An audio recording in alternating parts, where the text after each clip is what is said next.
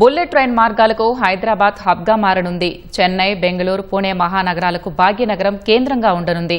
ఈ మేరకు రంగారెడ్డి, వికారాబాద్ జిల్లాల్లో ఎన్లైన్మెంట్ కోసం సర్వే బృందాలు ప్రత్యేక మార్కింగ్ చేస్తున్నాయి.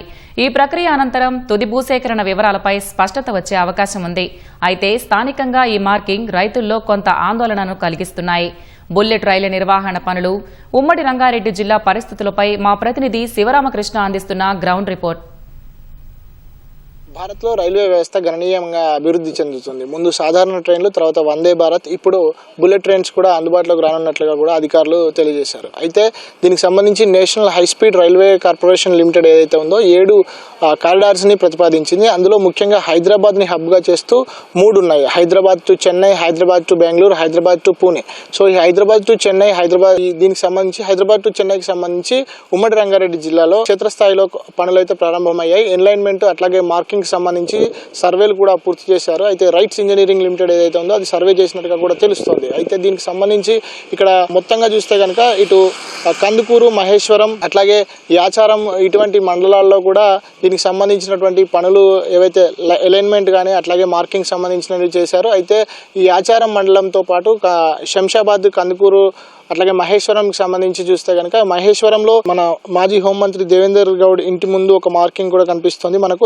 ఇక్కడ చూస్తే కనుక దాదాపు 2 మీటర్ల పొడవు, 2 మీటర్ల వెడల్పుతో ఒక ప్లస్ మార్క్ వేసి మధ్యలో ఒక రెడ్ మార్క్, వైట్ రెడ్, ఈ మొత్తం కూడా వైట్ రెడ్ తో కూడా చేస్తున్నటువంటి పరిస్థితి చూడొచ్చు. ఇక్కడ మనం రెడ్ మార్క్ ఏదైతే ఉందో అది సెంటర్లో వేసి పక్కన HGCP 97 అని ఒకటి రాసింది. అట్లాగే తుక్కుగూడ నుంచి సర్దార్ నగర్ వెళ్ళే దగ్గర ఒక బ్రిడ్జ్ ఉంది. ఆ బ్రిడ్జ్ చివరన కూడా CGP 22 అని ఒకటి రాసింది. అక్కడ దీర్ఘచతురస్రాకారము, దాంతోపాటు దీర్ఘచతురస్రాకారం వైట్ కలర్ వేసి అందులో రెడ్ కలర్లో త్రిభుజాకారం నిర్మాణాలు అయితే మార్కింగ్ అయితే చేసినట్టుగా కూడా తెలుస్తుంది. అయితే ఈ మార్కింగ్ ఏంటి అని మాత్రం కొంత స్థానిక ప్రజల్లో కూడా కొంత ఆందోళన అయితే కనిపిస్తోంది. అయితే దీనికి సంబంధించి అటు యాచారం మండలము, రంగారెడ్డి జిల్లాలో యాచారం మండలంలోని కురుమిద్ద, మేడిపల్లి, మల్కీస్గూడెం, తక్కలపల్లి తండ, చింతపట్ల, నల్లవెల్లి, మందన, గౌరెల్లి గ్రామాల పరిధిలో కూడా ఇప్పటికే మార్కింగ్లు పూర్తయ్యాయి. ఈ కారిడార్ ఎలిమెంట్లు, సర్వే పాయింట్లు, భూసేకరణ అవసరాలను గుర్తించేందుకు ఈ మార్కింగ్ చేస్తున్నట్లు కూడా చెప్తున్నారు. అయితే చెన్నై నుంచి Hyderabad to Bengaluru high speed rail కార్డులకు సంబంధించి ఇప్పటికీ ఏరియల్ సర్వేను కూడా పూర్తి చేశారు. ప్రస్తుతం సాధ్యాసాధ్యాలపైన కూడా అధ్యయనం కొనసాగుతోంది. ఇందులో భాగంగానే రూట్ ఖరారు చేసేటువంటి పనుల్ని వేగవంతం చేశారు. అయితే మనం ఇక్కడ చూస్తే కనుక ఇక్కడున్న పరిస్థితి కానీ అట్లాగే అక్కడ సర్దార్ నగర్ కానీ అట్లాగే యాచారం మండలంలో కానీ ఇవన్నీ పరిస్థితులు చూస్తే కనుక రైతుల్లో కొంత ఆందోళన నెలకొంది. అసలు ఈ మార్కింగ్ ఏంటి, ఎందుకు వేస్తున్నారు, వాళ్ళకి తెలియనటువంటి పరిస్థితి అయితే కనిపిస్తుంది. అయితే ఈ మార్కింగ్ వేసిన తర్వాత వాళ్ళ భూములు పోతాయి అని చెప్తే, ఒకవేళ భూములు పోతే కనుక వాళ్ళకి పరిహారం ఎంత ఇస్తారని చెప్పి రైతుల్లో కొంత ఇబ్బందికర ఆందోళన పరిస్థితులు అయితే కనిపిస్తున్నాయి. అయితే ఈ మొత్తంగా చూస్తే కనుక ఈ టెక్నాలజీ అంటే రైల్వే ఏదైతే ఉందో, ఈ బుల్లెట్ ట్రైన్స్ ఏవైతే ఉన్నాయో అవి మాక్వెల్ టెక్నాలజీతో నడుస్తాయి. దాదాపుగా 300 కిలోమీటర్ల స్పీడ్ తో, గంటకి 300 కిలోమీటర్ల స్పీడ్ తో నడుస్తాయి. అయితే ఈ స్పీడ్ ని చూస్తే కనుక హైదరాబాద్ నుంచి చెన్నైకి దాదాపు 2-2.5 గంటల్లో చేరుకునేటువంటి అవకాశం అయితే ఉంది. అట్లాగే ముంబై టు అహ్మదాబాద్ ఏదైతే ఉందో అది దాదాపు 580 కిలోమీటర్ల స్పీడ్ ని కూడా త్వరగా చేరుకునే విధంగా అయితే ఈ బుల్లెట్ ట్రైన్స్ అయితే ఉన్నాయి. అందులో భాగంగా మాక్వెల్ టెక్నాలజీ ఏదైతే ఉందో అది అయస్కాంత శక్తితో కూడా పనిచేస్తుంది. అంటే దాదాపుగా ట్రైన్ పట్టాల పైన కాకుండా కొంచెం పైకి లేచి గాల్లో వెళ్ళేటువంటి ఆ టెక్నాలజీ ఏదైతే ఉందో అయస్కాంత శక్తి ద్వారా అవి ప్రయాణం చేస్తూ ఉంటాయి. అయితే ఇవన్నీ చూస్తే కనుక ఇదంతా రావడం హైదరాబాద్కి, అట్లాగే తెలంగాణ హైదరాబాద్ హబ్గా ఈ 3 హైదరాబాద్ పూణే కానీ, హైదరాబాద్ చెన్నై కానీ, హైదరాబాద్ బెంగళూరు కానీ హైదరాబాద్ హబ్గా ఉండడం కొంత గర్వకారణం అయినప్పటికీ కూడా ఈ చుట్టుపక్కల ఉమ్మడి రంగారెడ్డితో పాటు నల్గొండ జిల్లాలో కూడా కొన్ని మార్కింగ్స్ జరుగుతున్నాయి. అయితే ఇవి అన్నింటిని చూస్తే కనుక ఈ రైతులకు కొంత ఆందోళనకర పరిస్థితి అయితే కనిపిస్తుంది. వాళ్ళు చెప్తున్నటువంటి విషయాలు ఏంటో ఒకసారి క్షేత్రస్థాయిలో వాళ్ళ దగ్గరికి వెళ్ళి వాళ్ళతో మాట్లాడి తెలుసుకుందాం.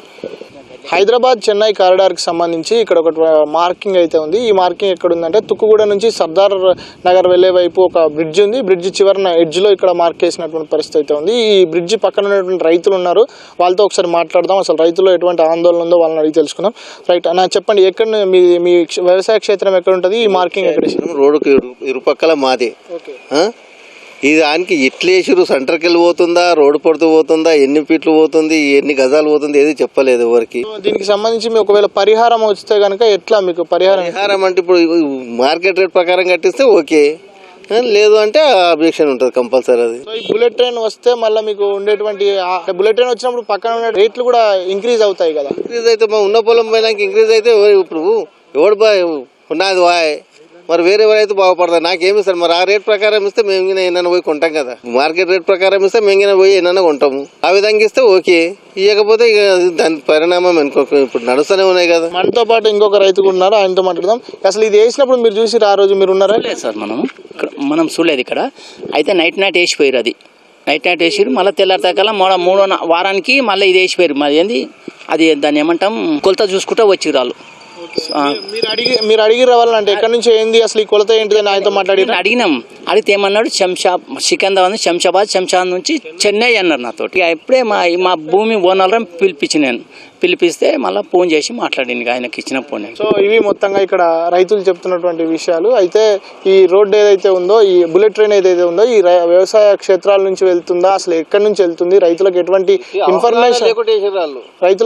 ఇన్ఫర్మేషన్ లేకుండా ఇట్లా ఈ అవగాహన లేమితో రైతుల్లో ఆందోళన నెలకొన్నటువంటి పరిస్థితి కనిపిస్తుంది. తమకు మార్కెట్ రేట్ నుంచి ఒకవేళ పరిహారం ఇస్తే కనుక మార్కెట్ రేట్ పరిహారం ఇస్తే ఒప్పుకుంటామని చెప్పి రైతులు చెప్తున్నటువంటి పరిస్థితి ఇక్కడ కనిపిస్తుంది. సో ప్రస్తుతం రంగారెడ్డి, వికారాబాద్ జిల్లాలోని ఇటువంటి మార్కింగ్స్ ఏవైతే ఉన్నాయో, ఈ మార్కింగ్, ఈ ప్లేస్ మార్కింగ్ కానీ దీర్ఘచతురస్రాకారం ఉన్నటువంటి మార్కింగ్స్ ఇక్కడ ఉన్నటువంటి రైతుల్ని కొంత ఆందోళనకు గురి చేస్తున్నటువంటి పరిస్థితి కనిపిస్తుంది. అయితే హైదరాబాద్ హబ్గా తెలంగాణకి బుల్లెట్ ట్రైన్స్ రావడం గర్వకారణం అయినప్పటికీ కూడా కొంత రైతుల్లో ఆందోళన నెలకొన్నటువంటి పరిస్థితి ఉంది. దీనికి సంబంధించినటువంటి పూర్తి వివరాలని ఒక ప్రకటన ద్వారా రైతులకు తెలియజేస్తే కనుక వాళ్ళకు కొంత స్పష్టత వచ్చే అవకాశం ఉన్నందున రైతులు కూడా ప్రభుత్వం నుంచి కానీ అట్లాగే రైల్వే నుంచి కానీ ఒక ప్రకటనను విడుదల చేయాలని చెప్పి వాళ్ళకి ఏం జరుగుతుందో తెలియజేయాలని చెప్పి కూడా కోరుతున్నటువంటి పరిస్థితి కనిపిస్తుంది. కెమెరామెన్ బాలాజీతో శివరామకృష్ణ ప్రసాద్, ఈటీవీ న్యూస్, హైదరాబాద్.